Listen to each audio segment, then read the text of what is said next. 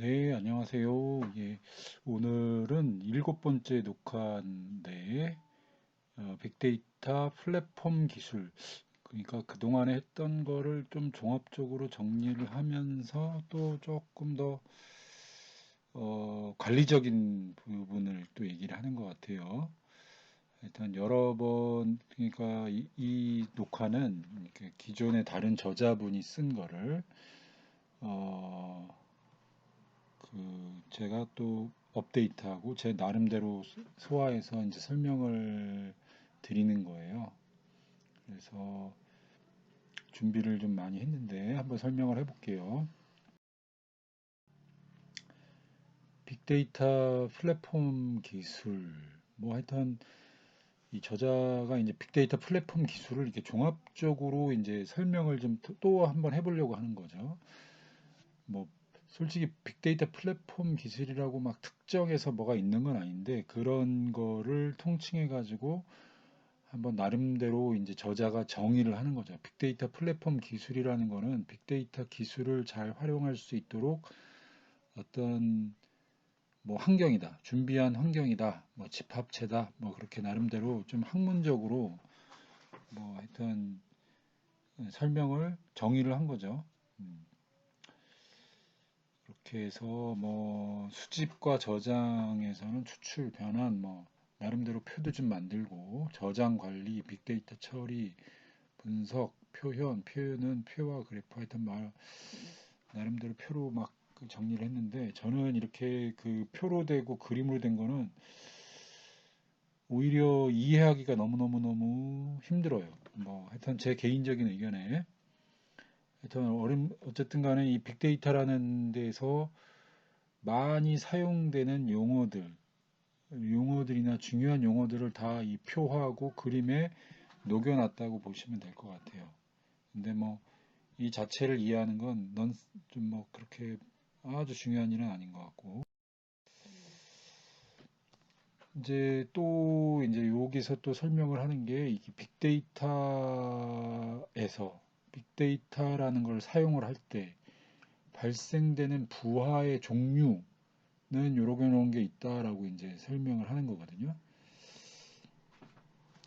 그래서 이제 제가 읽어보고 이제 제 나름대로 이제 뭔가 조금 추가적으로 첨언을 좀 했는데 하드웨어적인 인프라가 부족하기 때문에 발생되는 현상인 것 같아요.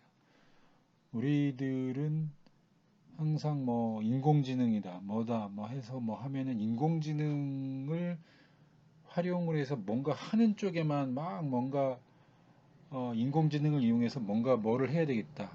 뭐 이런 계획들은 많이 세우는데 솔직히 인공지능을 하려면 어, 그 PC 서버 뭐 이런 것들도 그동안에 이제 기존의 PC 서버들하고 레벨이 다르죠. 레벨이 다른 그런 서버나 PC들도 또 있어야 되는 거고, 또 공간도 있어야 되는 거고, 또 거기에 또 어떤 열이 많이 나니까 뭐 어떤 냉각하는 그런 뭐 시설도 잘 갖춰져야 되는 거고, 어쨌든 그런 그 인공지능이라는 거를 이용하기 위해서 우리가 그 뒷단에서 생각을 해야 되는 것들이 어마어마하게 많은데 우리는 그런 거를 좀 간과하죠. 우리 이 일반적으로.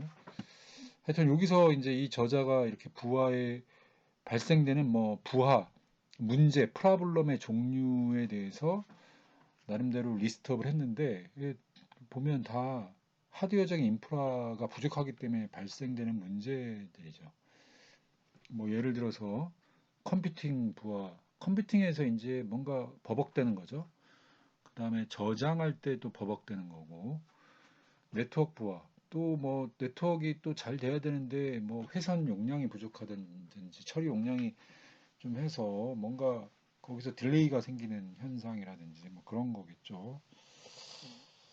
인프라를 잘하자. 우리 항상 뭐 장애나 뭐 이런 거 했을 때 혹시 인프라 하드웨어적인 설비가 부족하진 않은지, 뭐 구글의 서버가 뭐 웬만한 나라에 뭐 버금가는 수준으로 서버가 벌써 제 기억에는 뭐 하여튼 수백만 대 정도 운영하는 것 같은데 정확한 뭐 숫자는 뭐하지만 어쨌든 지금 빅테크 기업들은 어마어마한 하드웨어적인 이 설비들을 가지고 있는 거죠. 그렇기 때문에 막 인공지능 뭐 이런 것들도 막 서비스 하는 거고 놀라운 서비스를 하고 있는 거고 그런 거죠. 우리는 그 앞에 있는 현상도 물론 이해하지만 뒷단에 있는 거를 잘 살펴봐야 되겠다. 그런 뭐 여담을 좀 드리면서 하여튼 빅데이터에서 많은 문제들이 생긴다는 거죠. 실질적으로 장애도 생기고 부하가 생긴다는 건 장애도 생긴다는 거죠. 그 다음에 이제 또 이제 그동안 했던 얘기 중에서 조금 더 이제 다시 또 한번 이제 얘기를 하는 거죠. 수집하고 정지하는 과정에서 우리 하여튼 이 비정형 데이터, 뭐 정형 데이터, 뭐 하여튼 막 가져오는 거죠. 일단 막 가져오고 거기서 불필요한 거, 오류, 뭐 이런 거를 또 뭐 전처리, 뭐 어쨌든 제거 뭐 해주는 거죠. 변환 그런 거를 변환이라고 하나요? 뭐 어쨌든 변환 과정을 거쳐서 동질화, 균질화라고 여기서는 이제 뭐 용어를 하는데 어쨌든 이게 영어를 아마 번역해서 한글로 만들었기 때문에 또 영어 원어가 있겠죠. 뭐 어쨌든 여기서는 균질화라는 말을 하고 그 다음에 또 그거를 정제 뭐 하여튼 컴퓨터가 뭔가 이제 딱 어떤 빅데이터 이런 이 어떤 그 환경이 딱 인식하기 아주 좋게 아주 준비된 요리를 해 놓는 거죠.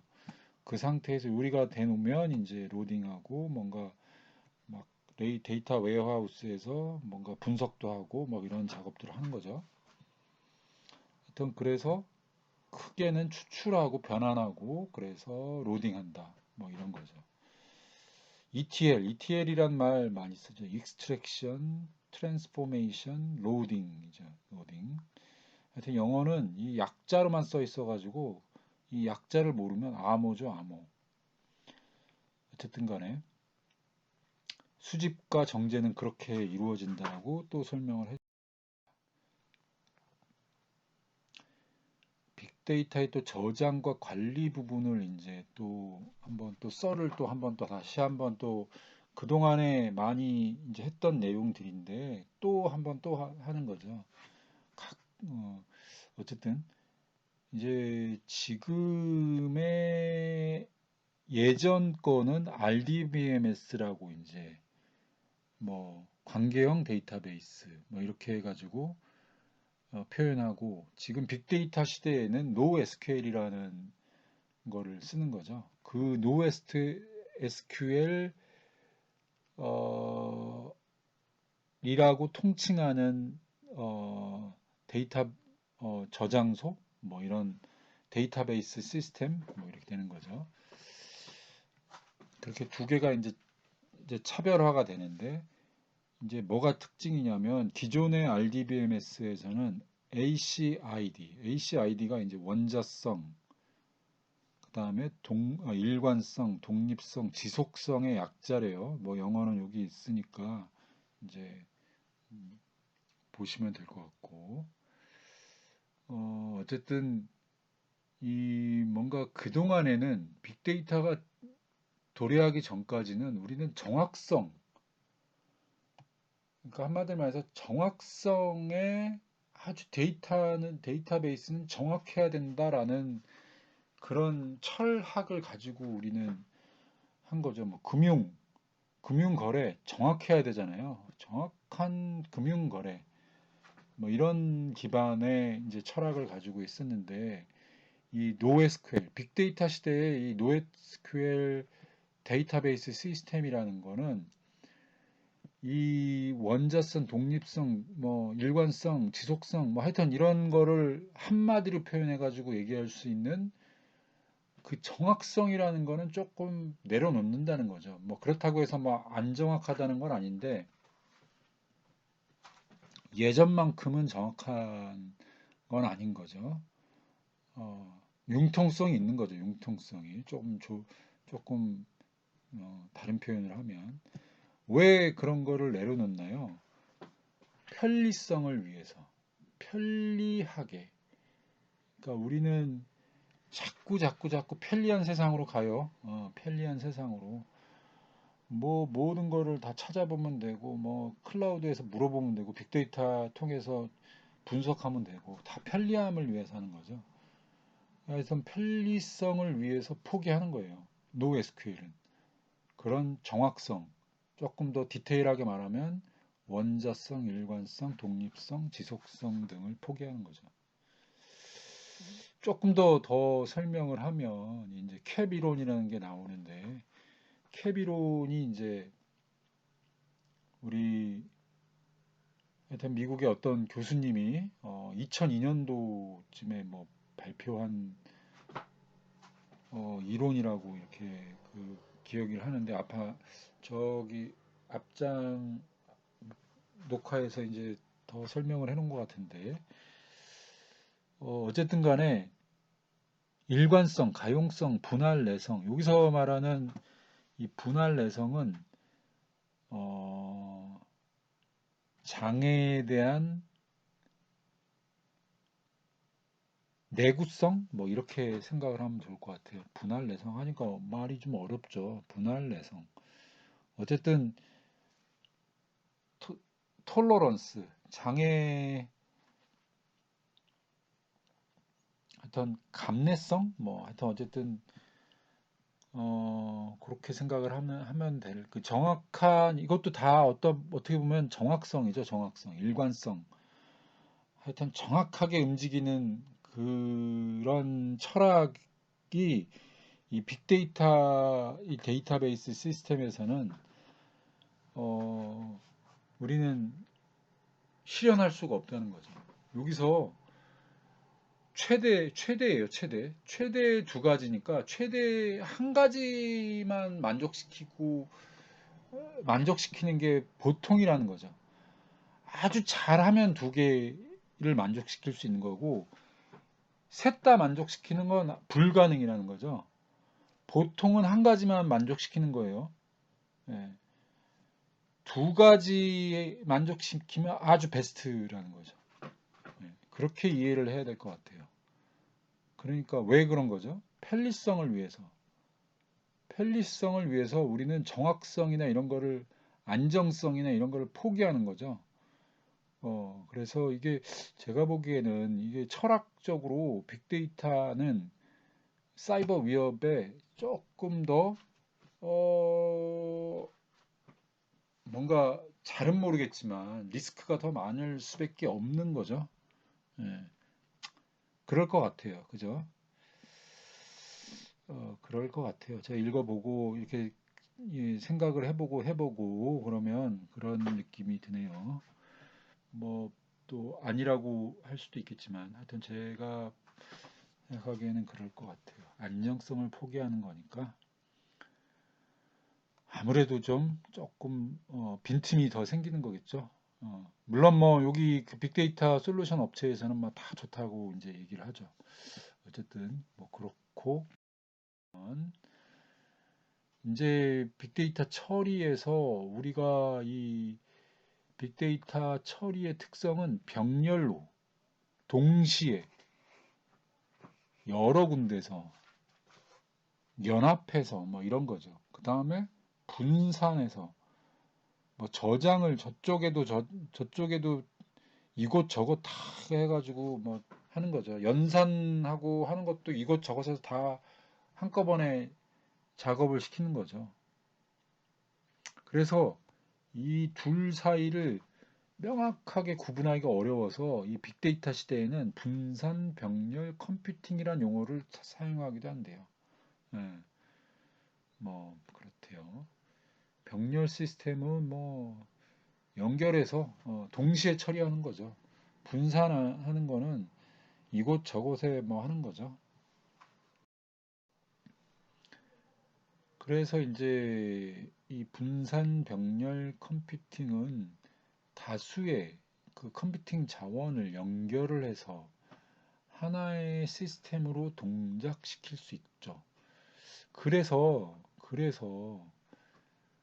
우리가 편리하게 하나의 시스템처럼 동작시킬 수 있듯이,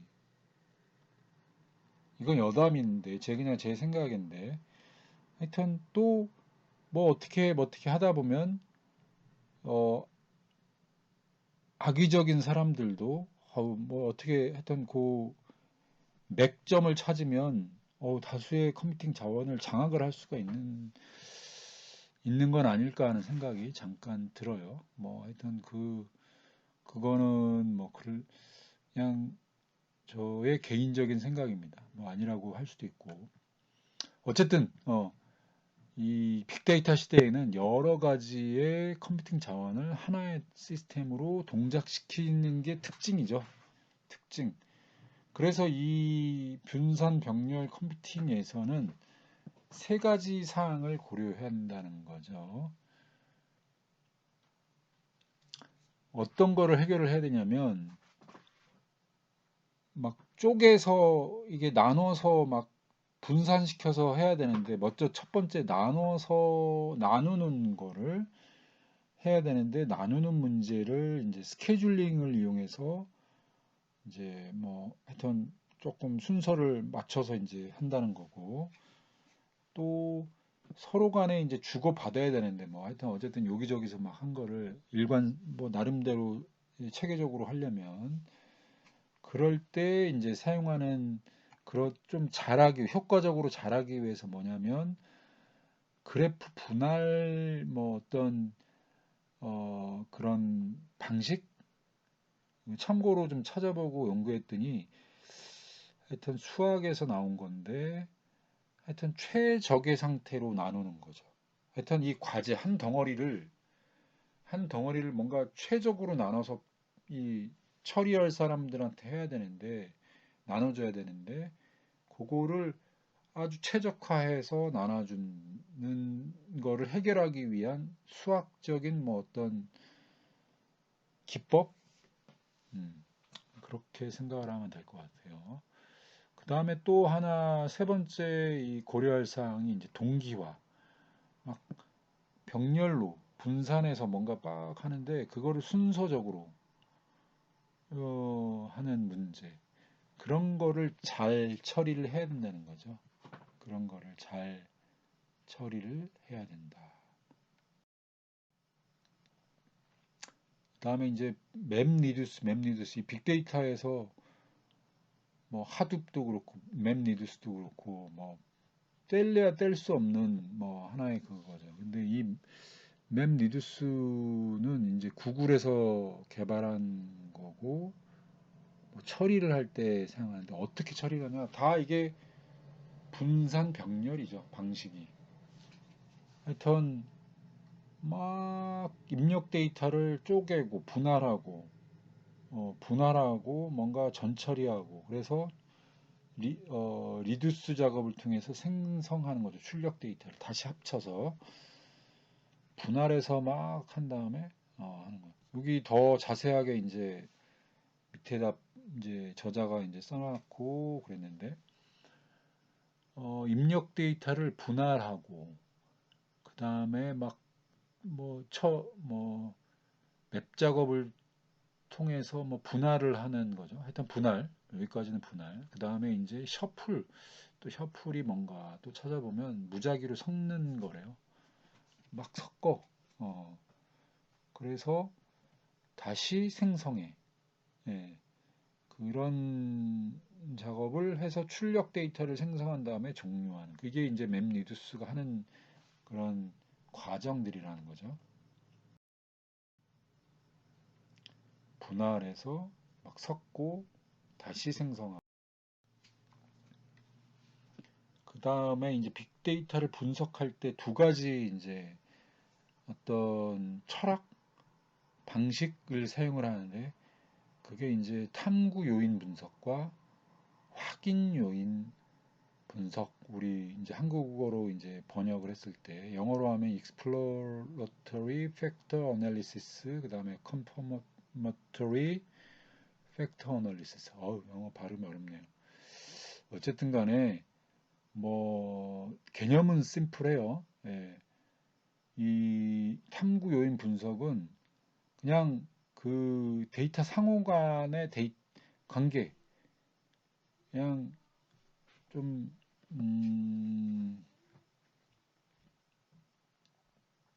그냥 데이터 상호 간의 관계를 하는 거고, 이 확인 요인은 뭔가 이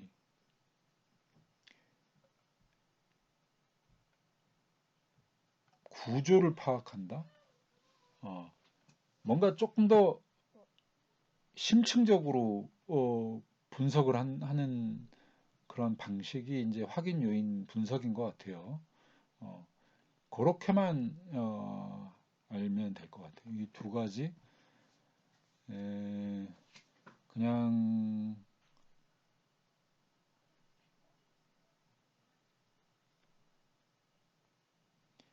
데이터 상호 간의 관계성을 이제 상호 간의 상대적인 관계성을 하는 거고, 어떤 그거를 통해서 조금 더뭐 구조화된 뭔가 뭐 그런 거를 발견하는 거죠. 뭐 구성의 타당도, 뭐 이 집합 내의 관계를 조금 더 심층적으로 뭐 좀 살펴보는 방식, 그게 이제 확인 요인 분석, confirmatory factor analysis라고 CFA라고 하죠. 뭐 그렇대요. 그 다음에 빅데이터 표현은 하여튼 처리 결과를 그래프와 표 등을 이용해서 이제 보여주는 기술이고, 소프트웨어 계층, 뭐 소프트웨어 계층이죠. 그냥 플랫폼, 환경, 뭐 환경이죠. 환경. 그 다음에 인프라스트럭처, 하드웨어적인 뭐 그런 계층. 그 다음에 이제 빅데이터 플랫폼 기술에 또 관리 기술이 이제 또 뭐 이렇게 있는데, 사용하는 기술이 있는데 여러 가지가 있는데, 그 중에 가상화 기술을 많이 한다는 거죠. 하여튼 빅데이터, 이게 뭐 클라우드 컴퓨팅 뭐 이런 거랑 뗄래야 뗄 수가 없는데, 결국에는 이 물리적 자원을 더 효율적으로, 뭐 효율이라는 게 이제 좀 좋은 말이죠. 그냥 좀 좋은 쪽으로 얘기하는 건데, 어떻게 보면 막 집약적으로 아주 짜내서 아주 놀지 않게, 컴퓨팅 자원이 노는 일 없게 해서 막 쓰려면 추상화해서 뭔가 빈 틈이 없도록 관리하는 게 이제 가상화 기술이죠. 그래서 가상화 기술에 이제 맨 처음 나오는 게 서버 가상화. 하나의 서버에다가 여러 개의 가상 서버를 구축하는 거죠. 원래 옛날에는 그냥 하나의 서버에, 물리적으로 하나의 서버에 그냥 서버 하나죠, 그냥. 그런데 이제 빅데이터 시대, 클라우드 컴퓨팅이 일상화된 빅데이터 시대에는 그런 거 없다는 거죠. 하나의 서버에, 물리적으로 하나의 서버 여러 개의 가상 서버를 두어서, 그러니까 고객이 예전에는 하나였는데 이제는 여러 고객을 두는 거죠. 뭐 그거를 효율화됐다라고 말할 수도 있는데, 솔직히 하나의 자원을 그냥 하나 풀로 하면 더 안전하고 뭔가 뭐 조금 더 좋을 것 같은데, 여러 고객들이 같이 쓴다라는 거는 뭐 이제 솔루션 회사에서는 이제 뭐 아무 문제 없이 아주 완벽하게 할 수 있다라고 얘기를 하겠지만 조금 뭐 논리적으로는 리스크가 좀 증대하는 거 아닐까 하는 생각이 잠깐 들어요. 뭐 이거는 저의 개인적인 생각. 하여튼 어쨌든 이 가상화 기술을 통해서 사용 활용도가 보통 자원 활용도가 한 15%를 넘지 않았는데 이 가상화 기술을 적용하니까 막 한 70%, 80%막 쓰는 거죠. 예, 아주 알뜰하게 쓰는 거죠. 예, 그래서 그럴 때 얘기하는 게 가상화 기술. 그 가상화 기술에 이제 여러 가지가 있는데 호스트 기반 가상화가 있고 베어메탈 기반 가상화가 있다고 합니다. 호스트 기반 가상화는 하이퍼바이저가 호스트 운영 체제 위에 설치되는 구조래요. 뭐, 근데 조금 성능이 좀 안 좋다는 거죠. 근데 베어메탈, 말이 어려운데 베어메탈 기반, 베어메탈. 뭐, 여기 설명을 좀 해놨는데 호스트 운영 체제를 거치지 않고 그냥 직접 가상 머신을 관리하는 거다 이거죠. 그래서 요거는 뭔가 운영 체제 같은 거를 직접 막 뭔가 구성을 해줘야 되는 그런 어려움이 있다고 합니다. 예, 그런 쪽으로 뭐 성능은 좀 좋을 수도 있지만 조금 더 전문적으로 또 이렇게 다가가야 되는 거죠. 어,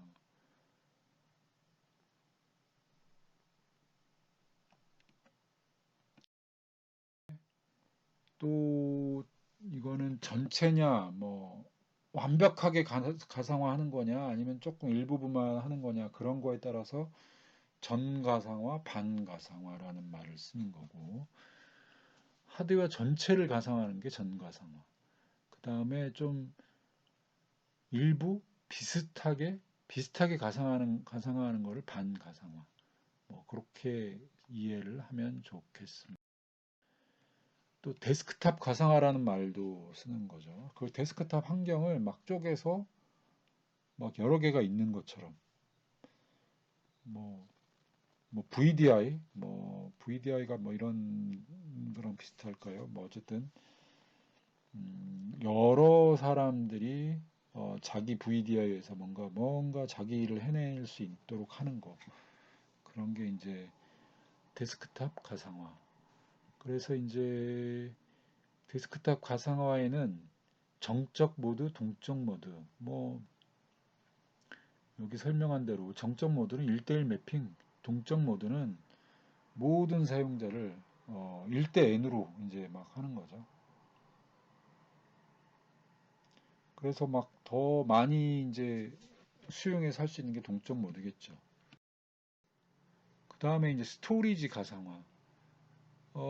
이제 예전에는 내가 쓰는 저장 장치가 여기다라고 이제 당연히 여기지라고 말할 수 있는데 빅데이터 시대에는 음, 내가 어딘가에 저장을 딱 눌렀지만 그 저장 장치를 저장의 실제 위치가 어딘지를 모르는 시대가 된 거죠.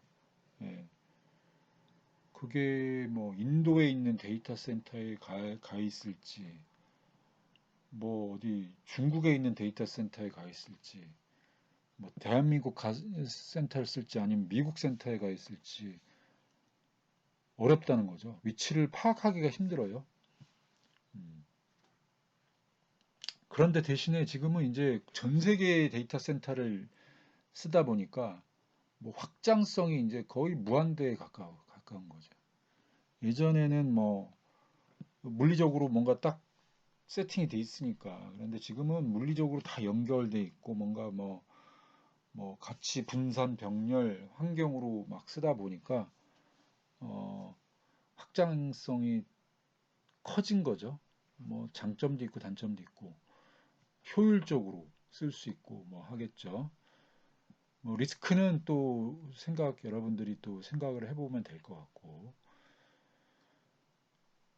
그 다음에 이 스토리지 가상화 형태가 이제 디스크 컨트롤러 가상화 그 다음에 스토리지 블럭을 가상화하는 게 있고 파일을 가상화하는 게 있고 테이프를 가상화하는 게 있대요. 네트워크 가상화, 어떤 물리적인 네트워크 그 하드웨어적인 그 인프라를 공유하는 거죠. 그래서 하드웨어적인 거를 이제 공유 어떤 뭐 가상화하는 거고 VPN이 일종의 이제 그런 거랑 비슷한 거라는 거죠. 하여튼 여기에서 나오는 게 개념이 인프라스트럭처 프로바이더, 그다음에 뭐 서비스 프로바이더, 인터넷 서비스 프로바이더, 뭐 이런 용어들, 인프라스트럭처 제공자, 물리적인 네트워크 자원을 관리하고 뭐 서비스 제공자, 뭐 그렇다고 하니 뭐 말뜻 그대로죠, 뭐. 그다음에 네트워크 가상화의 종류는 링크를 가상화하는 게 있고 노드를 가상화하는 게 있고 뭐 여러 가지가 있겠죠. 다음에 이제 소프트웨어를 가상화하는 그런 것도 있다고 하네요. 어,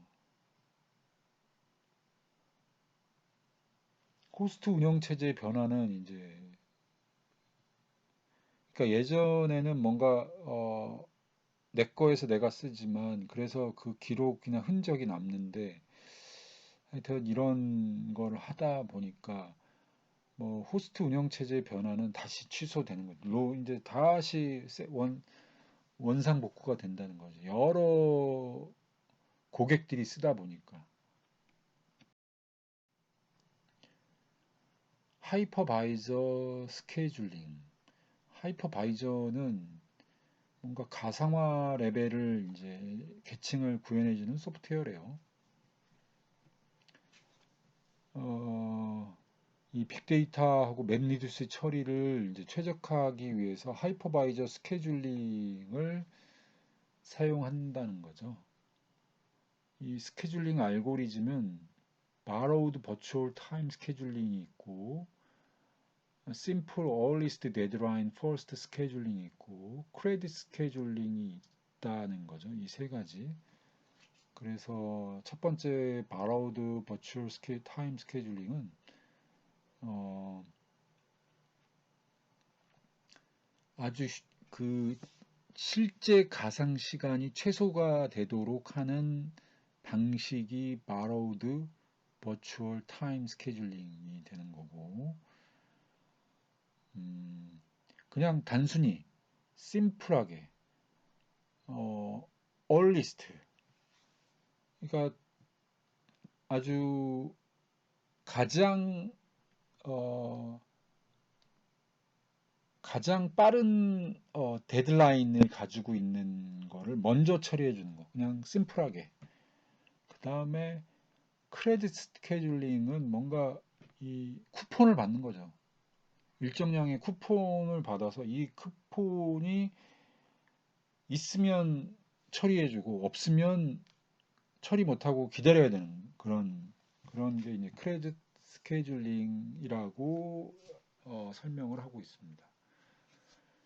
그래서 뭐 인터넷도 찾아보니까 또 이런 또 글이 있어가지고 좀 더 추가해서 설명을 한번 해보는데 컨테이너와 가상머신 무엇을 언제 선택해야 하나요? 뭐 그런 뭐 내용이 있어요.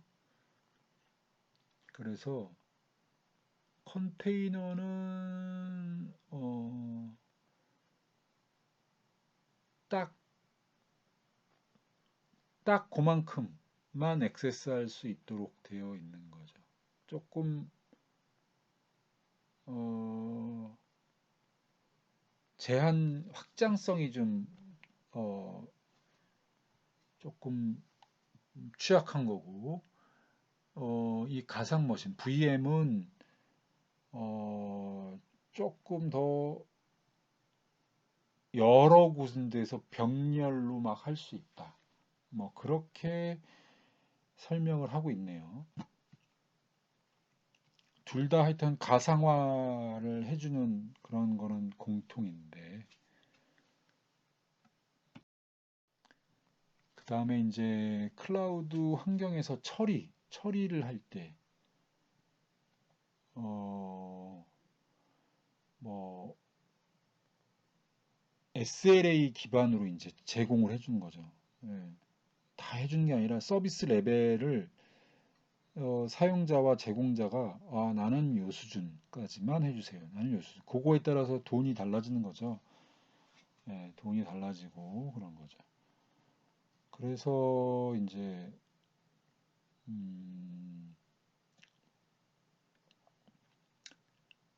그거를 이제 서비스 레벨 어그리먼트라고 하고 그 요구에 따라서 협약에 따라서 이제 뭔가 사용을 하는 거죠. 예전에는 프로비저닝 그러니까 뭐 여기 프로비저닝을 또 설명을 해보면 사용자가 요청한 IT 자원을 할당하고 설정해서 사용할 수 있는 준비하는 과정. 예전에는 하여튼 뭐 어려운 말 썼지만 하여튼 예전에는 그냥 딱 정해졌던 자원을 사용하던 방식이었다는 거죠. 예.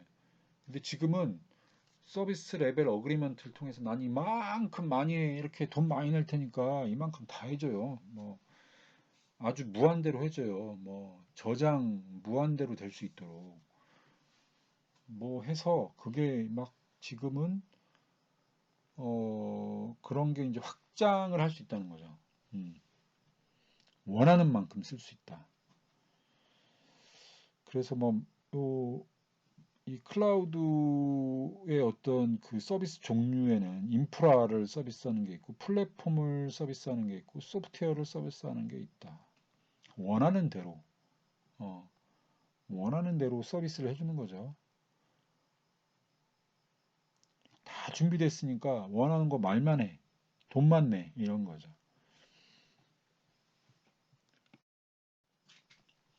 에코시스템이라는 용어가 나와요. 에코시스템. 근데 여기 딱 나오듯이 기관에 따라 다양하게 정의한다. 그러니까 기관이 아니라 회사에 따라 다양하게 정의한다. 그냥 쓰는 말이에요. 뭐 학문적으로 막 하는 말도 아니고 그냥 회사에서 이 빅테크 기업들이 막 사용하는 말들이에요. 이 에코시스템이란 말은 생태계죠, 생태계. 클라우드 생태계 시스템 뭐 이렇게 보면 되는 거고.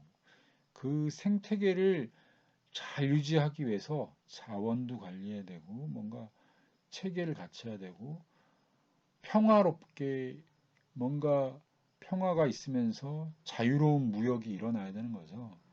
그 무역이 일어나는 그 주체들이 이제 세 가지를 크게 들면 커스터머, 브로커, 프로바이더 이렇게 세 가지죠. 근데 그거를 CSC, CSB, CSP 이렇게 하면 이제 암호가 되는 거죠. 어쨌든 커스터머, 브로커, 프로바이더 이렇게 보시면 되겠고. 그래서 이제 자원을 관리할 때 프로바이더는 자원을 뭐 이렇게 가상화해서 커스터머한테 제공하는 거죠. 하여튼 뭐 프로바이더는 공급해 주는 거죠. 이 가상 뭐 추상화된 그 서비스를 커스터머나 뭐 하여튼 또 이런 걸 가지고 장사를 하는 비즈니스를 하는 그런 서비스 제공하는 장사하는 사업자한테 공급하는 거죠. 이런 가상을 이렇게 추상화해서 배치하는 게 그 이제 어떻게 보면 핵심인데 그 핵심을 이것도 수학적인 이런 철학에서 이제 문제를 해결하는데 철학을 이용해서 빈 패킹 프로블럼 상자 채우기 문제로 해서 해결한다는 거죠. 어떻게 해결하냐? 퍼스트 핏 첫 번째 그냥 무조건 일단 첫 번째 노드에 할당하는 거죠. 우리도 그래요. 우리 인간도 뭐 오면 이거 처음에는 일단 놔. 그냥 아무데나 놓는 거죠, 그냥. 아무데나 놓고 그 다음에 이제 이걸 고민해 좀 딴 거 하다가 이제 좀 정신이 들면 사용 뭔가 조금 더 이게 왜 여기 있지? 여기다 놔야 되겠다. 또 옮겨 놓는 거죠. 뭐 이런 방식으로 그거랑 비슷한 것 같아요. 그래서 퍼스트 핏 첫 번째 그냥 되는 대로 가능한 곳에 먼저 딱 놓고 그 다음에 이제 조금 사용률 따지고 또 뭐 이런 걸 해서 할당하고 할당하면서 뭔가 효율적으로 자원을 관리를 해주는 거죠. 자원이라기보다 이제 가상화 머신을.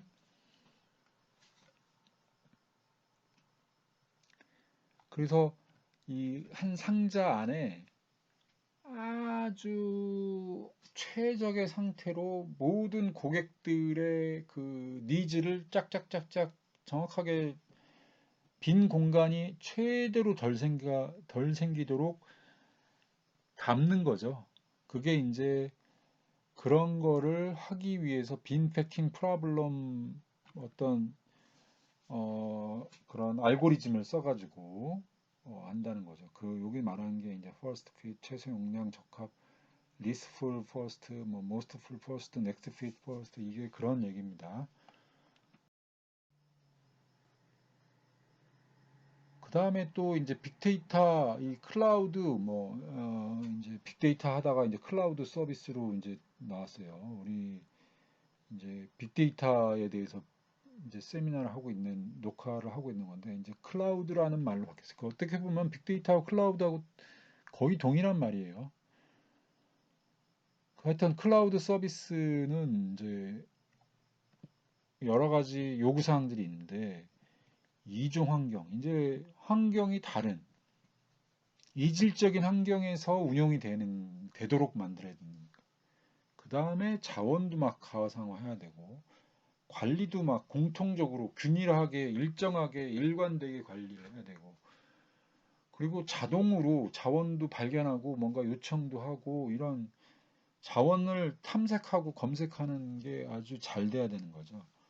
그 다음에 표준된 프로토콜이 또 있어야 되는 거고 또 이런 클라우드 서비스 빅데이터를 잘 하기 위해서 퀄리티 오브 서비스, 서비스 레벨 어그리먼트 뭐 이런 것들을 어,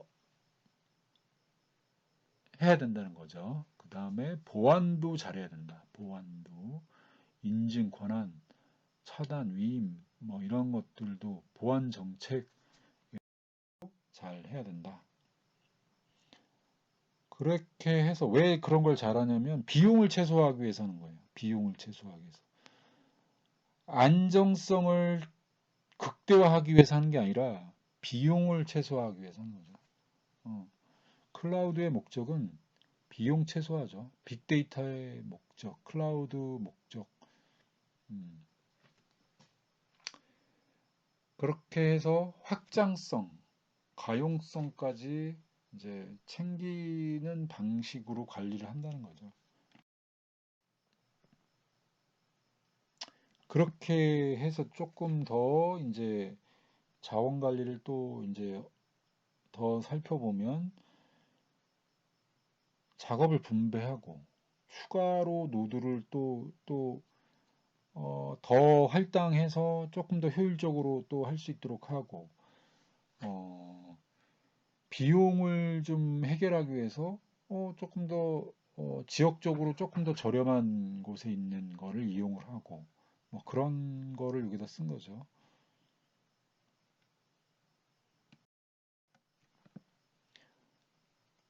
그 다음에 이제 클라우드 서비스 브로커가 하는 일은 자원을 할당하기 위해서 하는 거죠. 누구한테 할당하는 거냐면 커스터머한테 할당하는 거죠. 커스터머. 그래서 아비트리지 이게 또 어려운 용어죠. 어려운 용어. 찾아보면 차익 거래, 가격 차이를 이용해서 수익을 얻는 거래, 뭐 이렇게 설명을 하고 있어요. 그래서 아비트리지라는 용어를 쓴다는 거는 뭔가 어, 이득을 제공한다는 거죠. 이렇게 막 최적의 자원을 공급을 하는 거를 통해서 이득을 제공한다.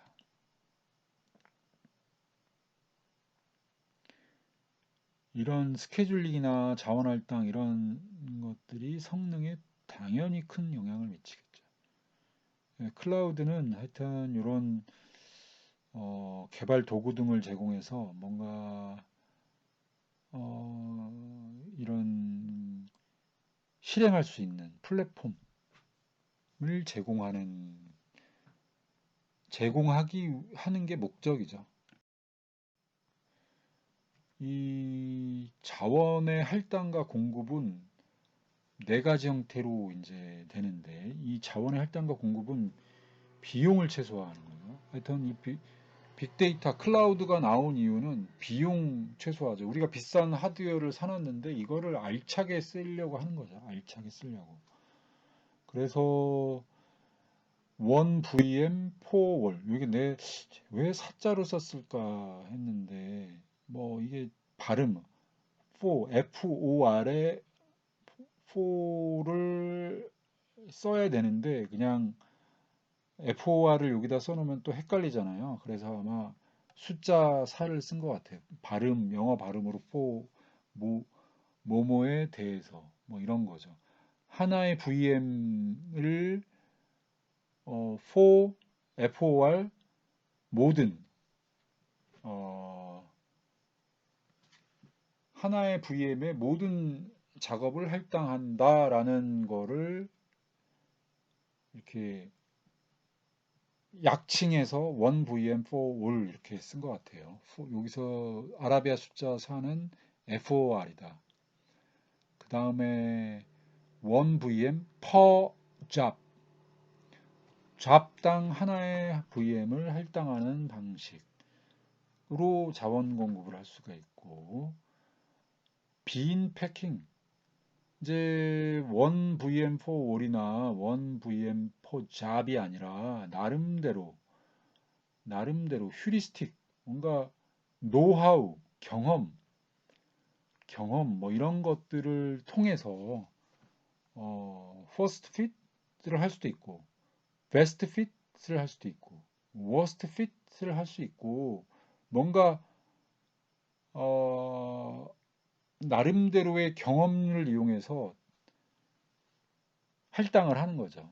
예, 빠르게 한다든지, 최적을 할당한다든지, 일단